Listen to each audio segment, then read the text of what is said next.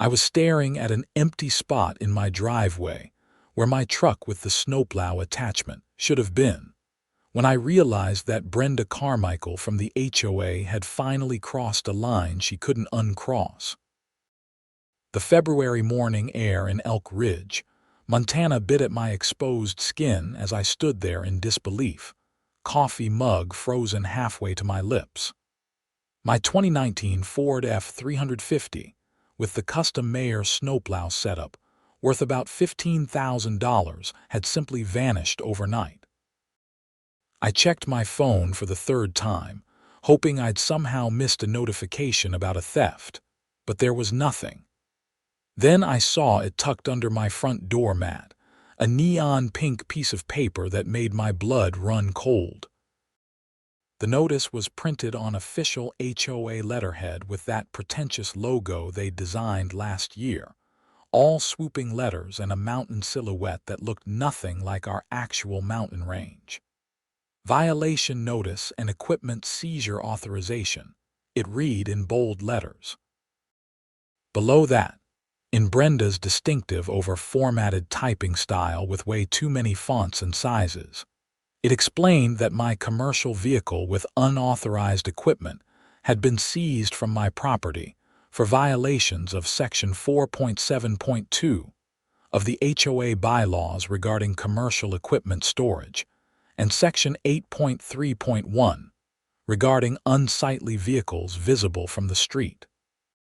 I read it twice, then 3 times, waiting for it to make sense.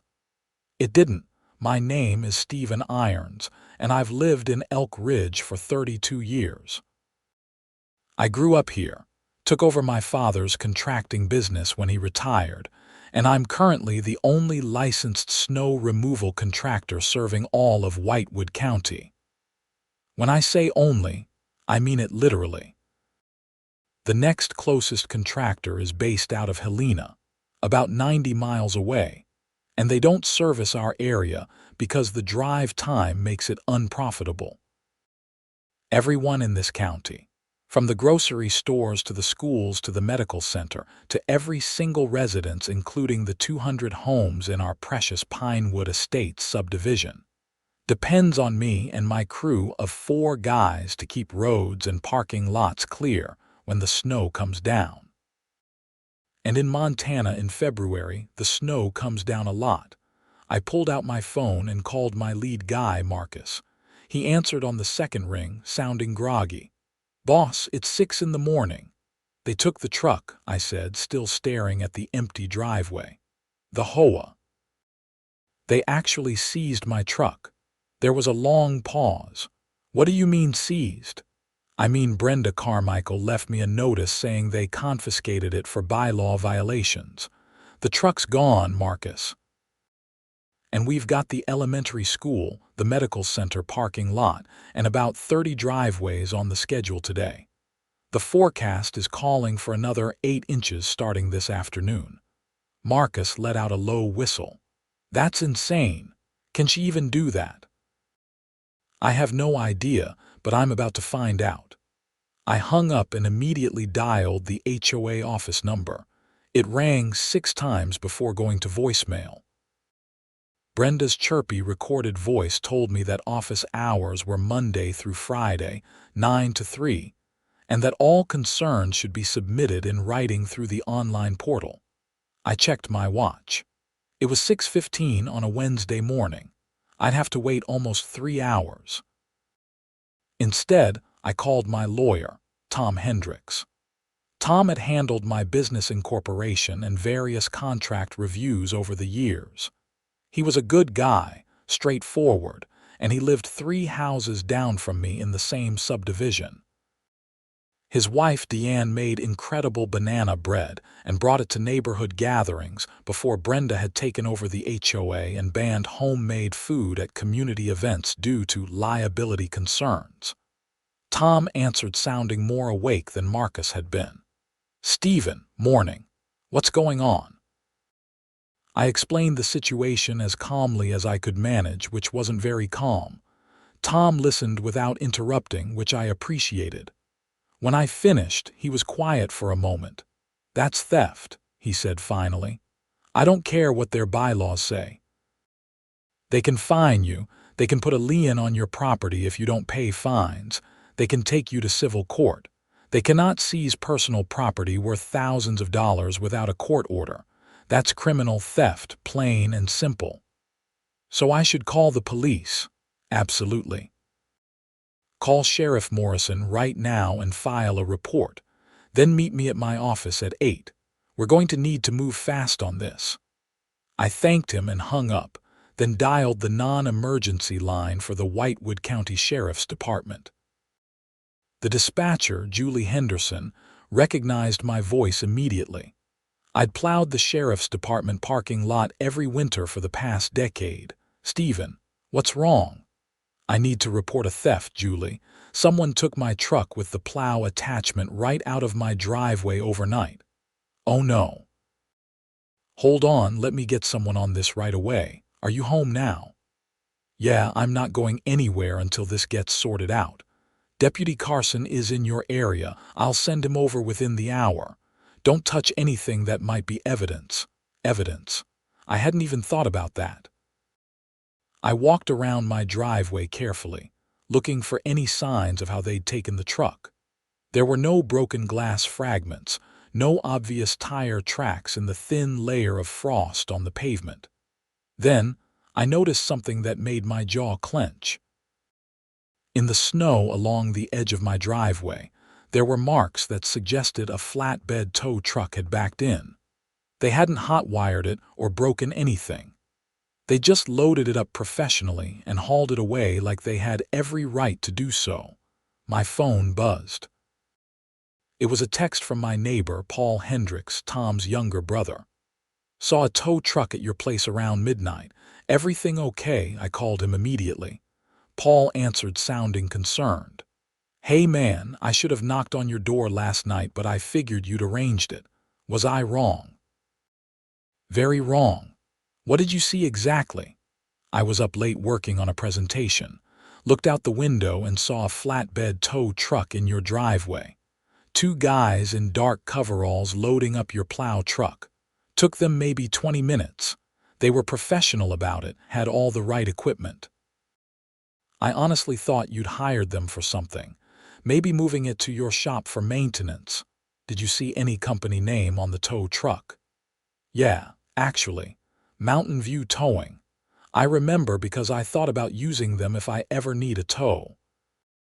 Mountain View Towing was based right here in Elk Ridge. I knew the owner, Gary Sutton. He'd been running that business for about 15 years. I'd plowed his lot too and his home driveway. I called his business number and he picked up on the 3rd ring. "Mountain View Towing, Gary speaking." "Gary, it's Stephen Irons. Did you tow my truck last night?" There was a pause that told me everything I needed to know. Stephen. "Yeah, we did. We had authorization from the Pinewood Estates HOA. They provided documentation and everything." "Gary, that's my personal vehicle, my business truck. The HOA has no legal authority to seize it." "Oh man." Gary's voice dropped. "Stephen, I'm sorry. They showed us paperwork. The board president, Brenda Carmichael, she signed everything. She said it was a bylaw enforcement action and that they had the right to remove covenant-violating equipment from properties. It all looked official." "Where's my truck now?" Another pause. "It's in our impound lot. Stephen, I'm really sorry about this. If I'd known there was any question about the legality, I never would have touched it. I need it back, Gary. Today. I've got contracts all over the county and snow coming this afternoon. I want to give it back to you, I really do." But Brenda made us sign an agreement that we wouldn't release it without HOA authorization. She threatened to sue us if we violated the agreement. My hands are tied until this gets legally sorted out. I took a deep breath, trying to keep my temper in check. Gary was caught in the middle of this and it wasn't his fault.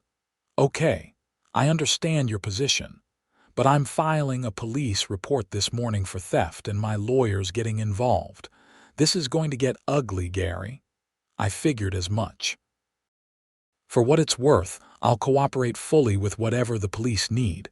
And Stephen, I'm sorry, I should have called you before doing the tow to verify." "Yeah, you should have," I said, but I kept my tone measured. "We'll get this sorted out." I hung up just as Deputy Nathan Carson pulled up in his cruiser. Nathan was in his early 40s, a solid cop who'd grown up in the next county over. He'd moved to Elk Ridge about 5 years ago and had earned a good reputation for being fair and thorough. "Stephen," he said, climbing out of his car, "Julie said your truck was stolen. Stolen by the HOA with help from Mountain View Towing. I've got the seizure notice here, and my neighbor witnessed the tow happening around midnight." I handed him the pink paper. Nathan read it carefully, his expression growing more serious with each line. "This is something. You mind if I take some pictures of your driveway and this notice? Go ahead. Whatever you need." He spent about 15 minutes documenting everything, taking photos from multiple angles and writing notes in his small notebook. Then he asked me to walk through the timeline of events. I explained about parking the truck in my driveway yesterday evening after finishing my last job, going inside, and not discovering it missing until this morning. "And you've confirmed where the vehicle currently is?" Nathan asked. "Mountain View Towing Impound Lot. I spoke with Gary Sutton." He admitted to doing the tow based on authorization from Brenda Carmichael and the HOA board. Nathan nodded slowly. "Okay. So here's where we are legally. Your HOA can enforce their bylaws through fines and civil processes, but they can't just take your property without a court order. That's theft, potentially grand theft depending on the vehicle value. Even if their bylaws said they could seize property, which I doubt they actually do because that would be illegal, they'd still need to go through proper legal channels. So what happens now? I'm going to write up a theft report and forward it to the sheriff. We'll need to interview Brenda Carmichael and potentially other board members. We'll also need to talk to Gary Sutton officially. But Stephen, I'm going to be straight with you. Because this involves a civil dispute between you and your HOA, it's going to be complicated. The county attorney is going to need to review whether to file criminal charges." "How long will that take?" Nathan grimaced. "Could be a few days, maybe longer." "I don't have a few days. I've got contracts and a storm coming. Can't you just make them give it back? I can't force them to release property without proper legal authority. If Gary's refusing to release it based on his agreement with the HOA, I'd need to get a warrant or court order. That's going to take time." I felt frustration building in my chest like steam in a pressure cooker. "So they can just steal my truck and I have no recourse?" "You have recourse. It's just going to take time to work through the system. I know that's not what you want to hear. I'll do everything I can to move this quickly. In the meantime, document everything. Keep copies of that notice, get a statement from your neighbor about witnessing the tow, and stay in close contact with your attorney." After Nathan left, I sat in my kitchen feeling that particular kind of angry helplessness that comes when bureaucracy and injustice collide. I called Marcus back and told him to handle what jobs he could with the backup truck and equipment at our shop. It wouldn't be enough to cover everything, but it was better than nothing. At 8 o'clock sharp, I was sitting in Tom Hendrick's office in downtown Elk Ridge. His office was above the old pharmacy on Main Street, in one of those historic buildings with original hardwood floors and tall windows. Tom sat behind his desk, reading through a printed copy of the Pinewood Estates HOA bylaws that he'd pulled up online. "This is fascinating," he said, not looking up. "And by fascinating, I mean horrifying. Your HOA bylaws are some of the most overreaching I've ever seen." "Tell me something I don't know. What do they say about vehicle storage?" Tom flipped to a marked page. "Section 4.7.2 states that no commercial vehicles may be parked on driveways or streets within the subdivision overnight. Commercial vehicles are defined as vehicles with visible commercial markings, equipment, or modifications clearly intended for commercial use. My truck has my company logo on the door, I admitted. And obviously the plow is commercial equipment. Right. So technically, you are in violation of that bylaw. However, and this is a big however, the enforcement mechanisms listed in the bylaws are all civil in nature. Fines, hearings, liens. There's absolutely nothing in here that grants the HOA authority to seize or confiscate property. Brenda just made that up, so we've got them. Criminally, yes. This is absolutely theft.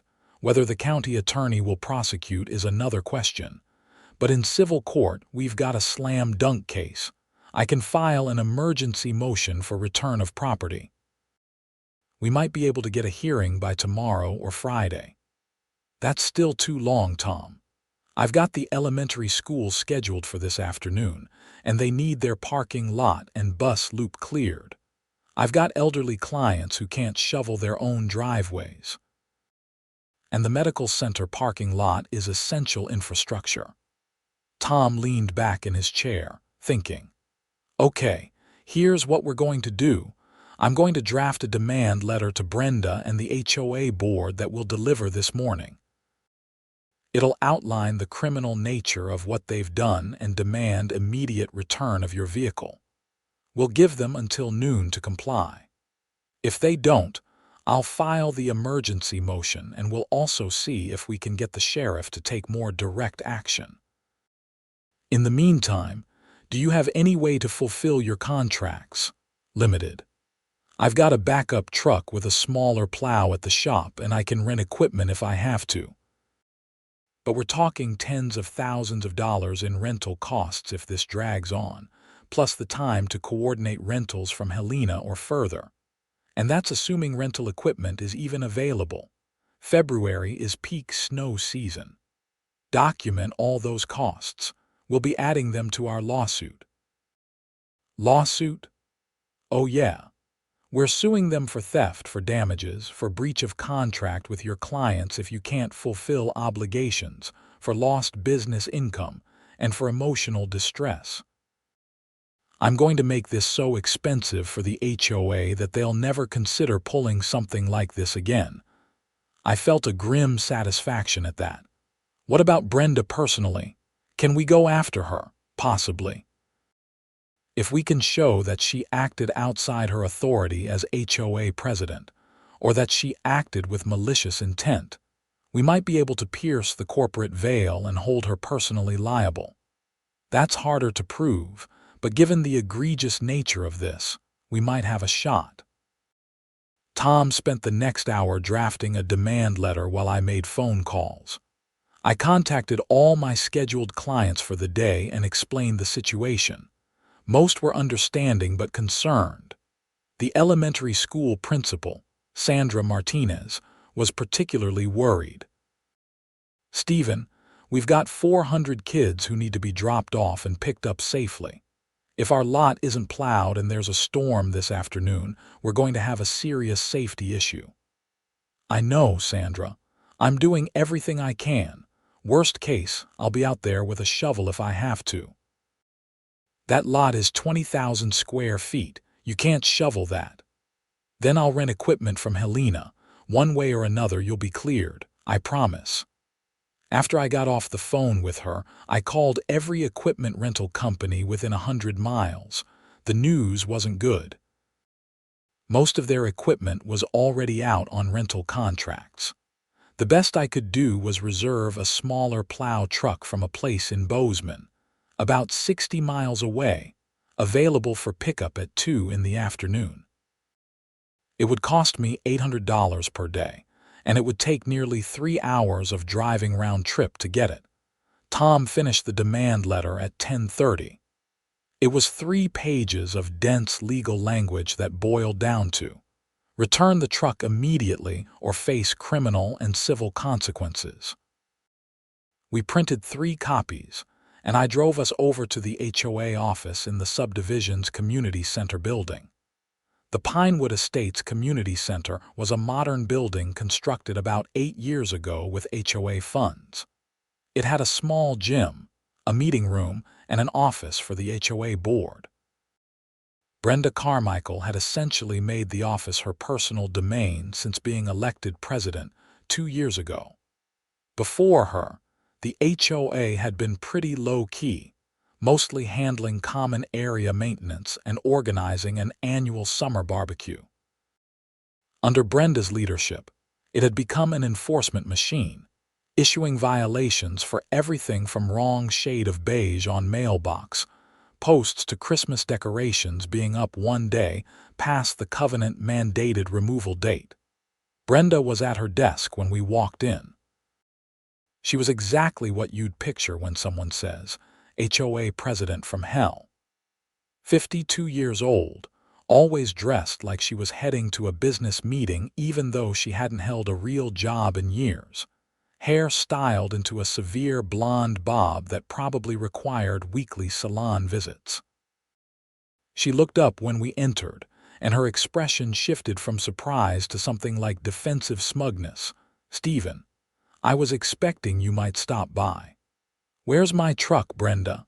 She folded her hands on her desk in a gesture that was probably meant to look calm and authoritative. "Your commercial vehicle has been impounded for violation of subdivision covenants. You received proper notice." Tom stepped forward and placed the demand letter on her desk. "Miss Carmichael, I'm Tom Hendricks, Mr. Irons's attorney. What you've done constitutes criminal theft. This letter demands the immediate return of Mr. Irons's vehicle. You have until noon to comply." Brenda picked up the letter, barely glanced at it, and set it back down. The HOA board has full authority to enforce covenants and bylaws. This was a legitimate enforcement action approved by the board. If Mr. Irons has a dispute with our actions, he can follow the appeals process outlined in the bylaws. "There is no appeals process for theft," Tom said, his voice hard. "You have no legal authority to seize personal property. The bylaws grant you the right to levy fines and pursue liens, nothing more. Our bylaws give us broad enforcement powers. Not this broad. And even if they did, which they don't, you'd still need a court order.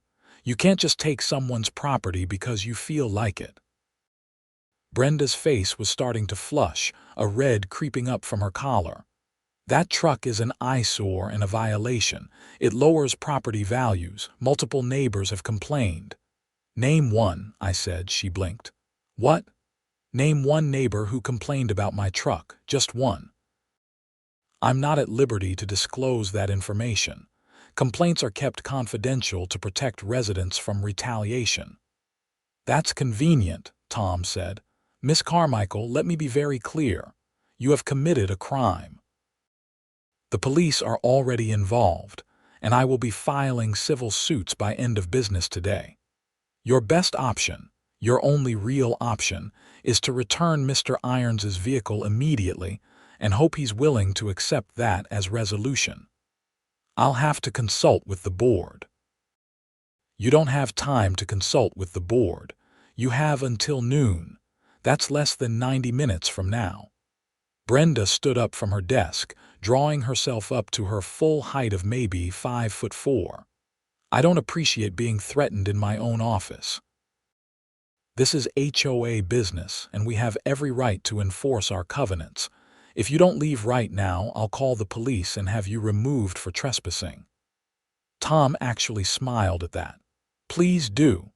I'd love to have Deputy Carson come back out here. Would make our case even stronger." We left before Brenda could respond, but I could see through the office window that she immediately picked up her phone. I wondered if she was calling the other board members or maybe her own lawyer. Either way, I doubted we'd see my truck returned by noon.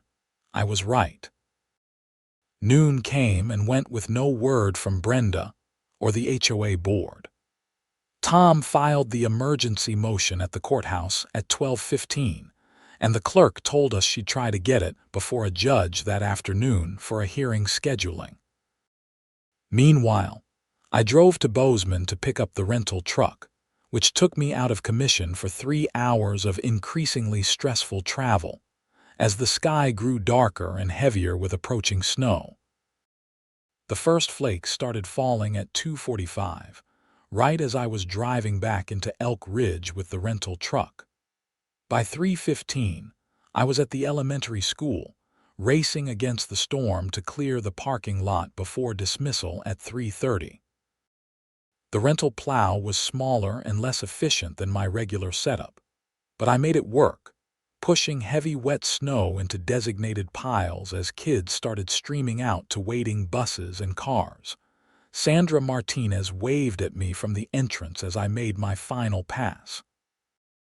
I gave her a thumbs up through the truck window, then headed immediately to my next job.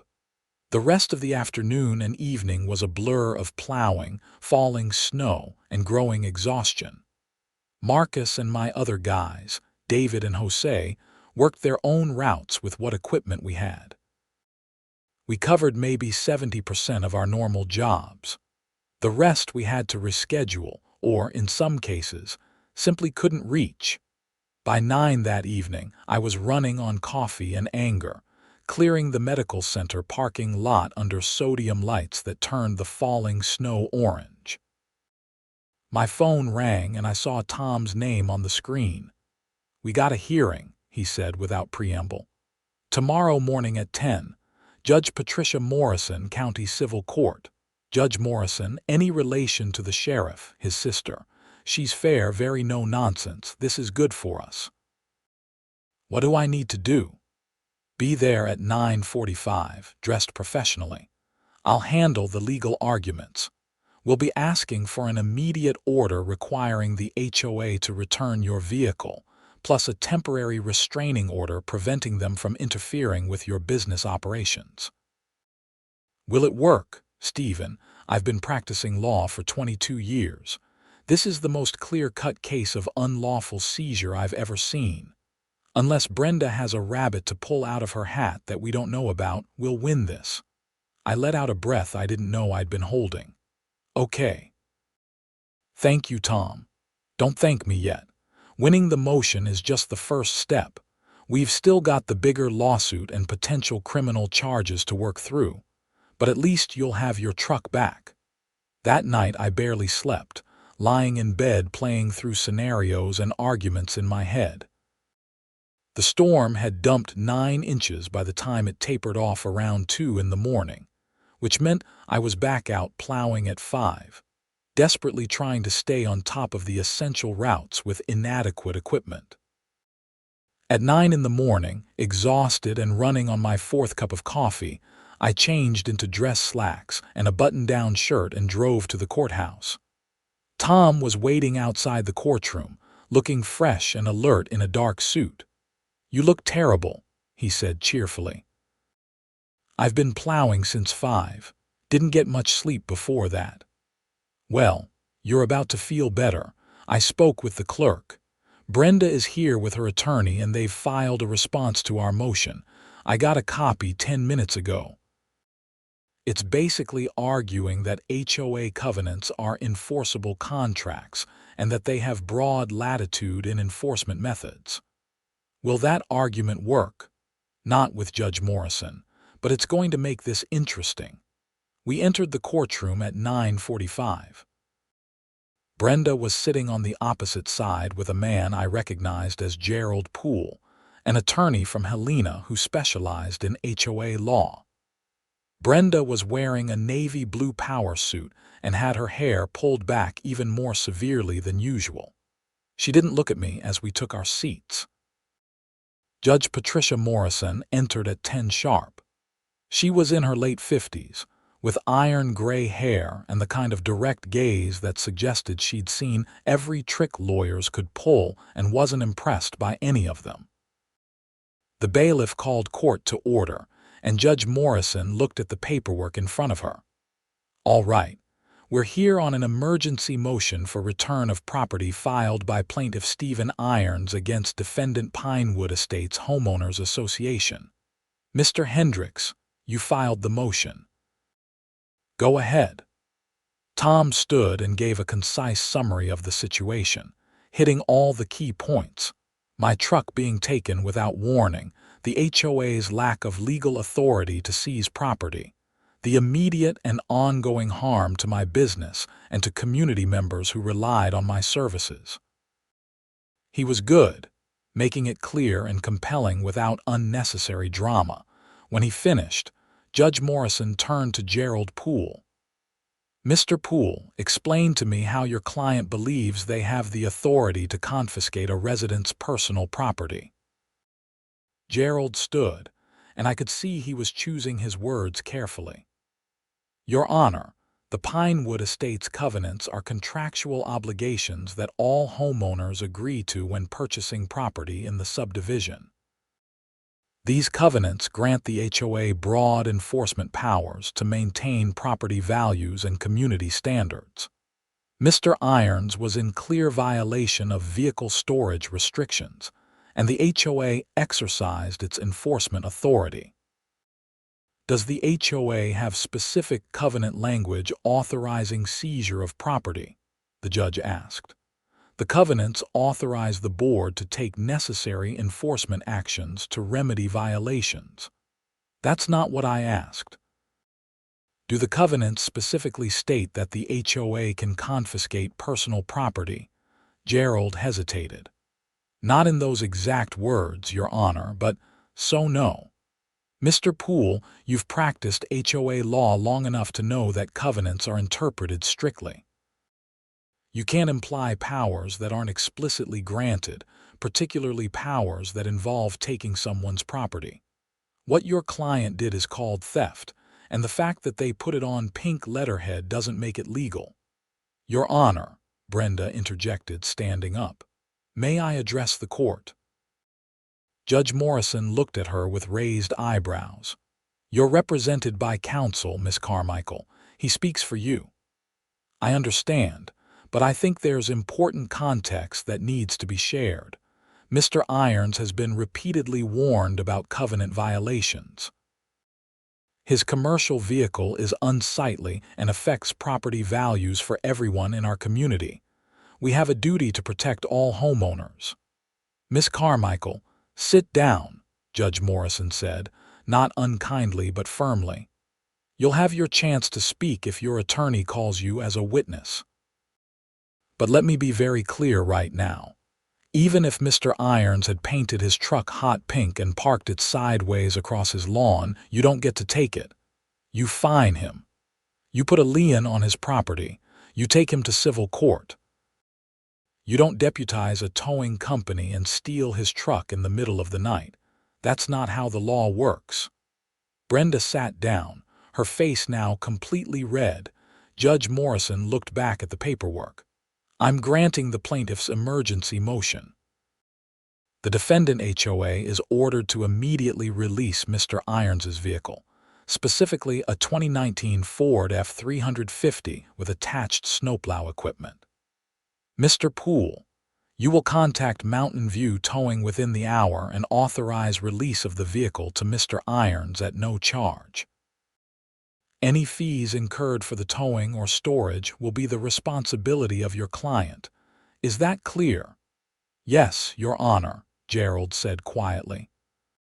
Furthermore, I'm issuing a temporary restraining order preventing the Pinewood Estates HOA from taking any further enforcement action against Mr. Irons's vehicle, pending resolution of the underlying covenant dispute. That dispute, if the HOA wishes to pursue it, will be handled through proper civil channels. We'll schedule a follow-up hearing for 2 weeks from today to address whether to make the restraining order permanent. Anything else, Mr. Hendricks? Tom stood. Just a request that the order specify that the vehicle must be returned to Mr. Irons in the same condition it was seized, and that any damage will be the HOA's responsibility. Granted. Anything else? No, Your Honor. Thank you, Mr. Poole. "No, Your Honor." "All right then. Mr. Irons, you should have your truck back within a couple of hours. Miss Carmichael, let me give you some free legal advice. Hire a different attorney to review your HOA bylaws, because if they're telling you that you can do things like this, they're wrong. And consider this a warning that if your board continues down this path, you're going to find yourselves in serious legal trouble. We're adjourned." The gavel came down, and I felt tension drain out of my shoulders that I hadn't realized I'd been carrying. Tom turned to me with a satisfied expression. "That went well. Is it always that easy, when you're this clearly in the right and the judge is this smart?" "Sometimes, yeah." We walked out of the courtroom, passing Brenda and Gerald, who were having a heated, whispered conversation. I caught Brenda's eye, and she gave me a look of pure venom. I just nodded politely and kept walking. 45 minutes later, I was at Mountain View Towing. Gary Sutton met me at the gate with an apologetic expression and a clipboard. "Got the call from the HOA's attorney. I'm really sorry about this whole mess, Stephen. Not your fault, Gary. You were put in a bad position. Still, for what it's worth, the truck's in perfect condition. We didn't touch anything except loading and unloading it." He led me to where my truck was parked in the impound lot. It looked exactly as I'd left it 2 days ago. I did a quick walk-around inspection, then climbed in. The key was in my pocket where it had been all along, since the HOA obviously hadn't taken it from me. The engine started immediately, rumbling to life like an old friend. I'd never been so happy to hear a diesel engine. "Thanks, Gary," I said through the window. "And seriously, no hard feelings. You were doing your job. Appreciate that. Good luck with the rest of this situation." I drove straight to the elementary school to plow the fresh accumulation from this morning, then methodically worked through my entire backlog. With my proper equipment back, I could work at full efficiency. Marcus and the crew handled their routes while I tackled the catch-up work. By 7 that evening, we were back on schedule. But I knew this wasn't over. The HOA still existed, Brenda was still president, and she struck me as the kind of person who would see this as a temporary setback rather than a crushing defeat. I was right to be worried.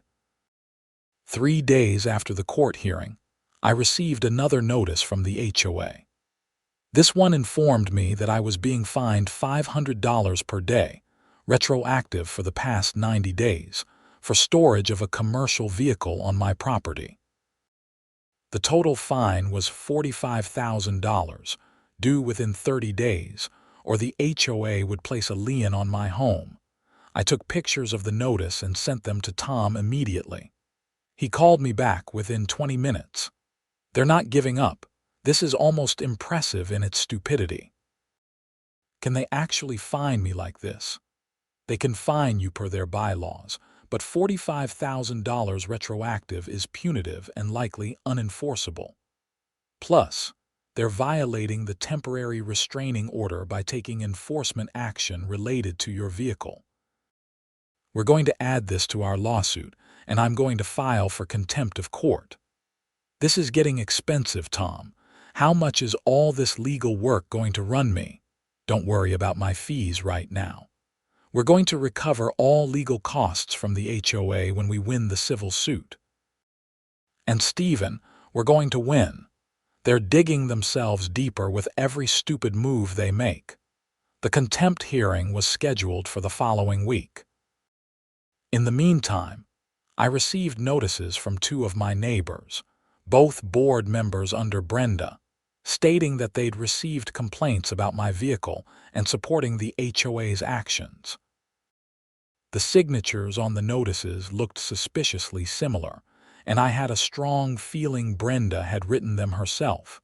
What really surprised me was the community response.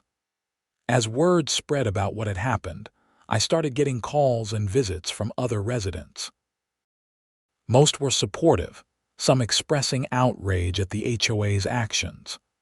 A few were concerned about property values and thought I should just comply with the vehicle restrictions, but they were in the minority. Mrs.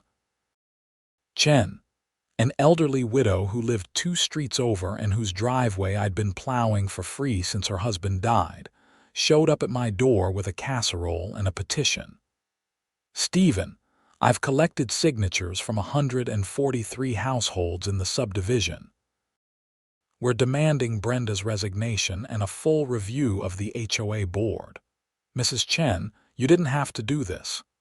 "Yes, I did. What they did to you was wrong, and what she's done to this community is wrong. Do you know she fined the Richardsons $3,000 because their daughter's wedding reception in their backyard violated the noise ordinance? It was 7 in the evening on a Saturday. She's turned this neighborhood into a police state." I accepted the casserole and the petition, genuinely touched. "Thank you. This means a lot." "We're going to recall the board," she said firmly. "I've been reading the bylaws. We need 20% of homeowners to petition for a special election. We've already got more than enough signatures." Over the next few days, I watched a minor revolution unfold in Pinewood Estates. Mrs. Chen and a group of other residents, people I'd known for years but who had mostly kept their heads down under Brenda's reign, organized with impressive efficiency. They distributed information packets detailing Brenda's fines and enforcement actions over her 2-year tenure. The numbers were staggering. The HOA had collected over $300,000 in fines during her presidency, compared to maybe $15,000 total in the 10 years before she took office. The contempt hearing arrived, and Judge Morrison was not happy. She read through the new fine notice with an expression that could have frozen lava. "Miss Carmichael, were you present at the hearing where I issued a temporary restraining order?"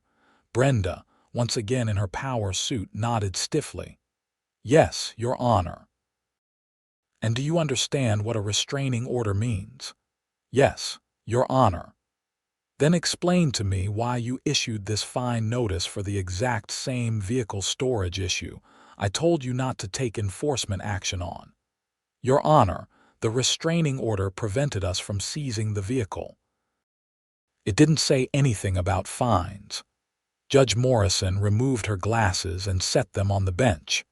"Miss Carmichael, are you deliberately being obtuse, or do you genuinely not understand how legal orders work? The restraining order prevented you from taking any enforcement action related to Mr. Irons's vehicle. That includes fines. That includes nasty letters. That includes standing in your driveway and making mean faces at him when he drives by. No enforcement action means no enforcement action." "But Your Honor, he's still in violation of the covenants." "That's for a proper civil court proceeding to determine, which your organization is free to pursue through appropriate channels. What you're not free to do is ignore court orders. I'm finding you and the HOA board in contempt." "The fine is $5,000, payable to the court within 30 days. If there are any further violations of the restraining order, I'll increase that to $10,000 and consider jail time for board members. Am I being sufficiently clear?" "Yes, Your Honor," Brenda said, her voice tight. "I hope so, because I'm running out of patience. This court stands adjourned." Outside the courtroom, I could see Brenda was furious. She and Gerald Poole were having another intense whispered conversation, with her gesturing sharply and him shaking his head. I felt a moment of sympathy for Gerald. He'd probably tried to tell her not to issue that fine notice, and she'd ignored him. Tom and I grabbed lunch at a diner downtown, and he filled me in on the progress of the larger civil suit. "We're going to trial probably in about 3 months. I'm asking for return of all your costs, including the rental truck, compensation for lost business opportunities, legal fees, and punitive damages for the malicious nature of their actions. Conservatively, We're looking at a settlement or judgment of around $200,000. $200,000. That's conservative. If we can prove malicious intent and get a jury sympathetic to your situation, it could go higher. The HOA has insurance that should cover most of it, but it's going to devastate their finances and insurance rates. What about criminal charges for the theft? Tom's expression sobered. That's trickier. The county attorney's office is reviewing the case, but they're hesitant to prosecute because of the civil nature of the underlying dispute. They might offer Brenda a deal on a misdemeanor charge, or they might decline to prosecute at all. I'm pushing for charges, but I can't guarantee anything. That bothered me more than I expected. The civil suit was about money and compensation, which was important. But what Brenda had done felt like it deserved criminal consequences. She'd deliberately stolen my property in a way that could have destroyed my business and hurt dozens of people who depended on my services. The special election happened 2 weeks later. I watched from home as the community center filled with residents on a Thursday evening, many of them carrying the information packets Mrs. Chen's group had distributed. The recall petition had gotten enough signatures to trigger an election for all 5 board positions. Brenda and her allies had tried to fight it, claiming procedural irregularities, but their own bylaws were clear. Mrs. Chen called me at 9:15 that evening. "Stephen, I thought you'd want to know. All 5 board members were recalled. We held immediate elections for replacements, and I'm the new president." "Mrs. Chen, that's fantastic. Congratulations." "Don't congratulate me yet. Do you know what I'm inheriting? The HOA's finances are a disaster. Brenda spent money like she was running a small country. We've got over $100,000 in outstanding legal bills, plus the contempt fine, plus whatever you're going to win in your lawsuit. The association might go bankrupt. I'm sorry. I never wanted to hurt the HOA or the neighborhood." "You didn't hurt us, Stephen. Brenda did. And we're going to recover from this. First order of business at tomorrow's board meeting is officially dropping all enforcement actions against you and issuing a formal apology. Second order is reviewing every fine levied in the past 2 years. Third is a complete audit of HOA finances. We've got a lot of work to do. If there's anything I can do to help, let me know. Just keep plowing our driveways, and maybe show up at next month's community meeting. People want to thank you." I hung up feeling a complicated mix of satisfaction and concern. I'd won, clearly. But the community was dealing with the fallout, and good people like Mrs. Chen were having to clean up someone else's mess. The civil trial was scheduled for late April, but it never made it to court. 2 weeks before trial, Gerald Poole called Tom with a settlement offer. The HOA's insurance company had reviewed the case and decided they didn't want to risk a jury trial. They offered $180,000, covering all my documented costs, lost income, legal fees, and a substantial payment for the stress and disruption caused. Tom negotiated it up to $225,000, and I accepted. It was more money than I'd expected, and it came with a formal written apology from the new HOA board and a permanent amendment to the bylaws specifically allowing necessary commercial vehicles to be parked in driveways. The criminal case had a less satisfying resolution. The county attorney offered Brenda a deal: plead guilty to misdemeanor unauthorized control of property, pay a $1,000 fine, and complete community service. No jail time, and the charge would be expunged from her record after a year if she stayed out of trouble. She took the deal. I understood the practical reasons why the county attorney went with a light charge. They had limited resources, the property had been returned, and technically, there was a civil dispute underlying the whole thing. But it still felt wrong. Brenda had deliberately stolen equipment worth tens of thousands of dollars, disrupted critical community services, and shown no remorse. A misdemeanor and a small fine seemed inadequate. Still, there were consequences beyond the criminal case.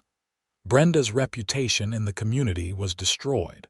People who'd previously stayed quiet about her behavior came forward with stories. She'd allegedly fined a family whose teenager's car was visible from the street because it was too old and unsightly. She'd threatened to foreclose on a couple behind on their HOA dues, even though they were waiting on an insurance payment after a house fire.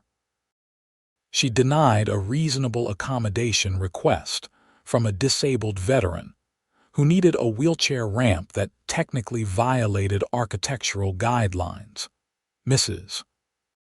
Chen's new board reversed dozens of Brenda's fines and changed enforcement policies to focus on genuine community concerns rather than petty violations. The neighborhood slowly started to feel like a community again, rather than a territory under hostile occupation. As for me, the settlement money went into my business account. I used some of it to buy a second plow truck so we'd have better backup capacity. Some went to upgrading equipment. I put a chunk into retirement savings and donated $10,000 to the elementary school for new playground equipment. One sunny day in May, after the snow had finally melted and spring was showing its face, I was washing my truck in the driveway when a car pulled up. Brenda got out. I almost didn't recognize her at first. She'd lost the power suit and severe hairstyle, wearing jeans and a plain t-shirt with her hair loose around her shoulders. She looked smaller somehow, less imposing. "Stephen," she said, stopping at the edge of my driveway. "I know you probably don't want to talk to me." "I'm listening," I said, turning off the hose. I wanted to apologize. A real apology, not the corporate one the lawyers wrote. What I did was wrong. I convinced myself I was protecting property values and maintaining standards, but really I was just on a power trip. I hurt you, I hurt this community, and I destroyed something that could have been good. I studied her face, looking for signs that this was manipulative or insincere. I didn't see any. She just looked tired and regretful. "Why did you do it, Brenda? You had to know you were crossing a line." I honestly thought I had the authority. I'd been reading HOA horror stories online, places where associations had successfully seized vehicles and forced compliance on all kinds of issues. I thought we could do the same thing here. I didn't think about the legal differences or the consequences. And by the time I realized I'd made a mistake, I was too proud to back down. My ego got in the way of common sense. You could have destroyed my business. You could have hurt a lot of people who depend on snow removal services. I know, and I'm sorry. I don't expect you to forgive me, but I wanted you to hear it directly from me. What I did was wrong. We stood there in silence for a moment. A breeze rustled through the trees lining the street, carrying the smell of fresh grass and flowers. Somewhere nearby, kids were laughing and playing. "I appreciate you coming here and saying that," I said finally. "It doesn't fix what happened, but it means something." She nodded. "I'm moving, by the way, out of the subdivision. My husband and I are relocating to Billings. He got a job transfer, and honestly, I can't stay here anymore. Too many bridges burned." "I'm sorry to hear that. Don't be. It's time for a fresh start somewhere where people don't know me as the crazy HOA lady. Maybe I can just be a normal neighbor who minds her own business." She turned to leave, then paused. "For what it's worth, you were always a good neighbor. Your truck never bothered me personally. I was just so focused on rules and property values that I forgot about people. I hope you can find a way to forgive me someday." "Maybe," I said. "Good luck in Billings, Brenda." She gave me a sad smile and got back in her car. I watched her drive away, then went back to washing my truck. The plow attachment gleamed in the sunlight, ready for next winter. Life in Pinewood Estates gradually returned to normal, or rather, improved to a new kind of normal. Mrs. Chen's board focused on actual community building rather than enforcement. They organized neighborhood barbecues and a community garden. They updated the playground and repaired common areas that had been neglected. Monthly board meetings went from contentious affairs with angry residents to productive sessions with actual community participation. My business continued to thrive. Word spread about what had happened, and I got calls from other subdivisions and municipalities asking if I could expand my service area. I hired 2 more employees and bought another truck. We became the premier snow removal service in a 3-county area. The following winter, when the first major storm of the season hit in November, I was ready. My fleet of trucks rolled out in coordinated efficiency, clearing parking lots and driveways and roads. I drove past the Pinewood Estates Community Center, where Mrs. Chen had left the lights on and posted a sign thanking residents for making the neighborhood a community again. My truck's diesel engine hummed smoothly, the plow attachment cutting through fresh snow like butter. This was what I loved about my work. Not just the technical satisfaction of doing a job well, but the knowledge that I was providing an essential service. Every cleared driveway was an elderly person who could safely get their mail. Every cleared parking lot was a business that could operate normally. Every cleared road was a bus route that could run on time. I thought about Brenda sometimes, wondering how she was doing in Billings. I hoped she'd found some peace and learned from what happened. Mostly, though, I thought about how close I'd come to losing everything because someone decided that rules mattered more than people. The legal system had worked, eventually. Judge Morrison had seen through the HOA's justifications and made the right call. Tom had fought effectively for my rights. The community had rallied and exercised their power to remove bad leadership. But it had been scary for a while there, not knowing if justice would prevail or if I'd be crushed under the weight of bureaucratic overreach and legal costs. As I finished the elementary school parking lot and moved on to the medical center, my phone buzzed with a text from Marcus. All routes on schedule. Crews reporting good conditions. Nice night for plowing. I smiled and sent back a thumbs up. Then I put the phone away and focused on the work, watching snow pile up neatly as the plow blade pushed through the white blanket covering the asphalt. The sodium lights made everything glow orange and gold. The heater in the truck kept me warm. The radio played classic rock at a comfortable volume. This was my life. This was my business. This was my truck, with my company name on the door and my equipment attached to the frame. Nobody could take it away from me just because they didn't like how it looked. The law had proven that, and the community had supported it. Winter in Montana is long and harsh, but it's also beautiful in its own way. The snow covers everything in white, transforming landscapes and creating a clean slate. Then people like me come through with our plows and our trucks, carving paths and creating access. We're the ones who keep things moving when nature tries to shut everything down. I thought about Brenda's apology, and I realized I did forgive her. Not because what she did was okay, but because holding on to anger would have poisoned me more than it hurt her. She'd made terrible choices, faced consequences, and seemed genuinely remorseful. That was enough. The rest of the winter passed smoothly. My business grew. The neighborhood thrived under Mrs. Chen's practical and compassionate leadership. The legal system processed its paperwork and closed its files. Life moved on, the way it always does after conflicts resolve and storms pass.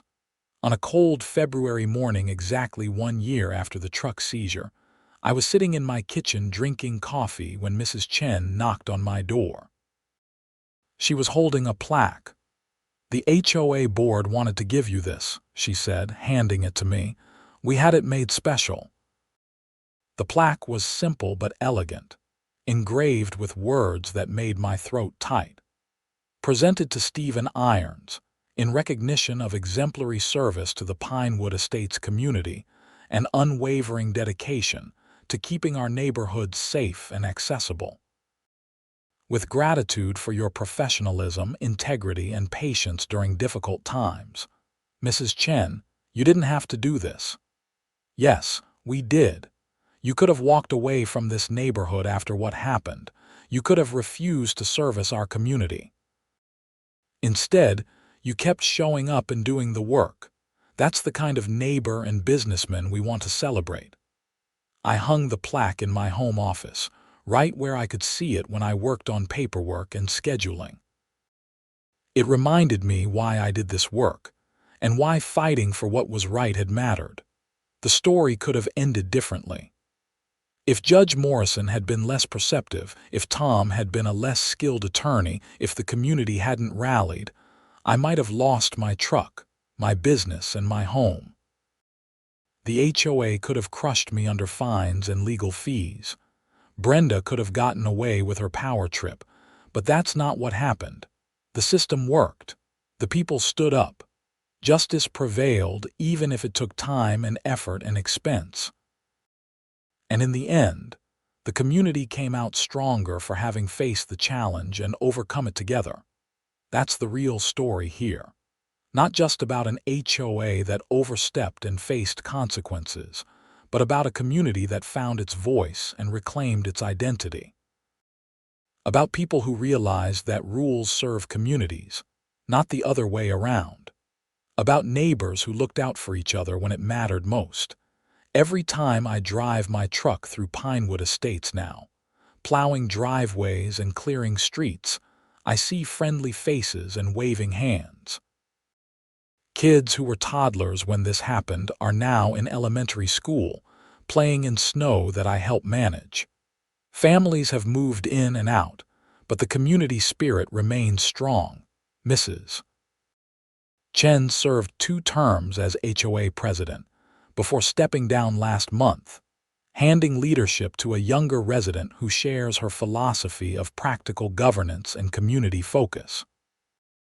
The new board continues her policies, keeping dues reasonable, enforcement sensible, and priorities focused on what actually matters to residents' quality of life. The lawsuit settlement money, after business investments and donations, left me with a comfortable financial cushion.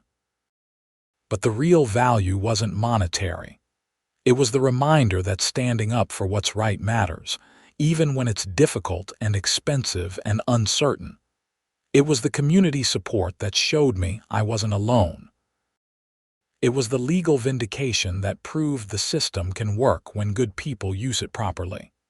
And it was the knowledge that my truck, my business, and my livelihood were secure. Not because anyone granted me permission, but because the law protected my rights and the community valued my contributions.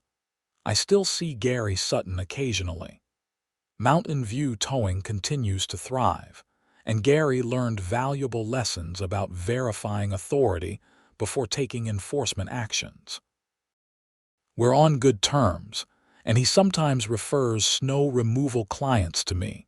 Judge Morrison retired last year, and the county threw her a big party. I attended and thanked her personally for her fair handling of my case. She smiled and told me she was just doing her job, but we both knew it was more than that. She'd seen through the legalese and corporate justifications to the simple truth. Taking someone's property without legal authority is theft, no matter how official the paperwork looks. Tom Hendricks remains my attorney and my friend. We occasionally grab lunch and talk about that case, which he says was one of the most satisfying of his career precisely because it was so clear-cut. Good versus bad, right versus wrong, justice versus power abuse. Those cases are rare in law, he tells me. Usually everything is shades of gray. But sometimes you get a case where the lines are sharp and bright, and fighting on the right side feels pure and good. As for Brenda, I heard through mutual acquaintances that she's doing okay in Billings. She volunteers at a food bank and apparently keeps to herself. Her husband's job is going well, and they bought a house in a neighborhood without an HOA. I hope she's found peace and purpose outside of wielding power over others. The seasons continue their cycle. Spring brings mud and renewal. Summer brings long days and road construction. Fall brings golden aspen leaves and preparation for winter. And winter brings snow, endless and beautiful and challenging, requiring the work that I do to keep life moving forward. My trucks are ready. My crew is trained and equipped. My contracts are signed and my schedule is full. And my primary truck, the 2019 Ford F350 with the Mayer plow attachment that started this whole saga, sits in my driveway without shame or fear. Because this is America and property rights matter. Because HOAs are legal entities with defined powers and clear limits. Because communities are stronger than petty tyrants. And because when the system is tested, it can prove its worth.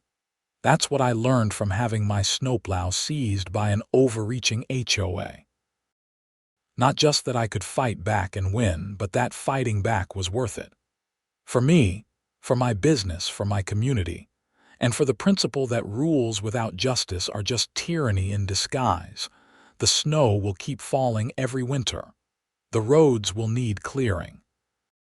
The driveways will need plowing. And I'll be there with my truck and my equipment and my crew, doing the work that keeps people safe and mobile and connected.